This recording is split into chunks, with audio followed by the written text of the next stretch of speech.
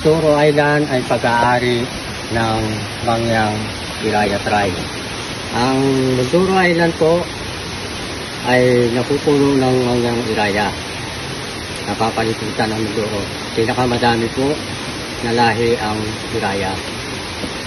Kami po ang may-ari ng lupain Mindoro. Pangalawa po, sa panahon po nung una ng aking mga ninuno, ang aking lulo at tula,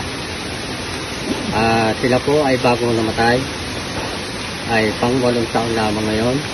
Sila po ay bago namatay, yung aking lula ay 110.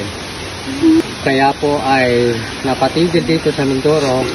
Ang lupa po namin noong una ay pinagpalit lamang sa mga kagamitan. Hindi po yan binili.